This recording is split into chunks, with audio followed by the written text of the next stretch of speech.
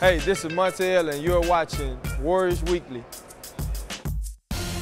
Now here's more with Joe Lacob and Peter Guber as we continue to get to know the new Warriors ownership group. The whole car wash, the whole media junket, going through all the interviews, in terms of wanting to express where you want the franchise and how you see it, but also maintaining your own energy and just getting tired of hearing yourself talk after a while. How'd you guys get through that? Oh, I think it's fun. I mean, this is not work. This is almost fun. I mean, I've been a fan for all these years. I have a lot of these questions that everyone else has, I've had myself. And I would have that of me or of whoever the new owners were going to be. So I think totally prepared for that. I don't mind this part at all. I think it's, you have to look at it as fun. And, you know, we really just, once we get through all this, the really good fun part starts, which is to go and build this team into something we all want it to be. And that's what we're really focused on. 107.7 The Bone, that is Van Halen and All Wake, the best rock on the radio on a Ta-Ta Tuesday. Paul, I never thought I would say this in this studio. All right. We have the owners of the Warriors. Yes, here. they have stooped this low. That is, no, you know what? I never thought we'd be able to say something like that. The brand new Warrior owners. Yeah, and we have Joe Lacob and Peter Guber in the studio. They officially took over as the owners of the Warriors. Yesterday was the first official day, is that right? Got new owners, the team is winning, and things are looking good for the Warriors finally. Let's quit right now. We're undefeated. Right. I like it. Right. When did you get the idea to buy a basketball team in the NBA? Actually, Peter and I have been looking at teams for about a decade.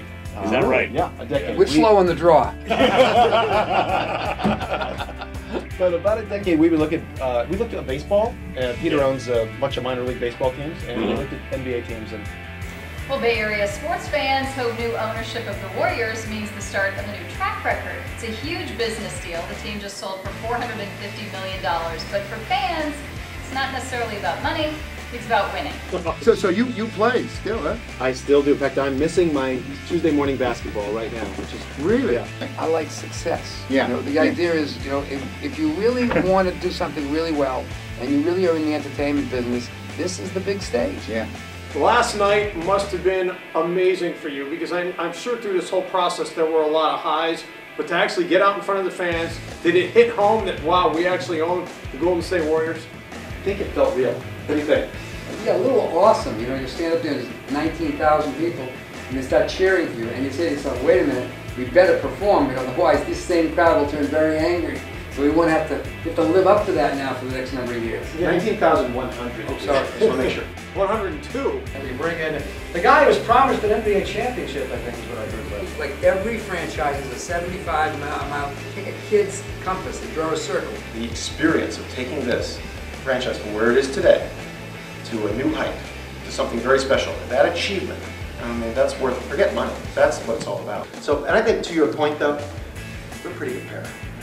We are just naturally kind of feed off each other. We have very skills that are very similar. We also have a lot of complementarity between us. There's things that are very different he does that I do. I just think we're very good together. I think that one thing that rankled you a little bit is that this ownership group would have enough chips to play at the big table. You want to address that for a second? We as an ownership group certainly have the capacity, certainly have the capital. Our entire net worth or balance sheets of our ownership group is probably one of the largest in the NBA. So that is not an issue. The issue really is, are we smart enough? Are we good enough? Are we going to make the right decisions? Are we going to not make the wrong decisions? Very important to we don't want to make the bad decisions, because those are the ones in basketball that I think keep you from winning for a long time. So we need to make sure that we make the right decisions, that we carefully evaluate what we're looking at, and when the opportunity is there, we got to pull the trigger. We can't be risk averse, but we also can't make a bunch of bad decisions either. You've mentioned opportunity in terms of this market.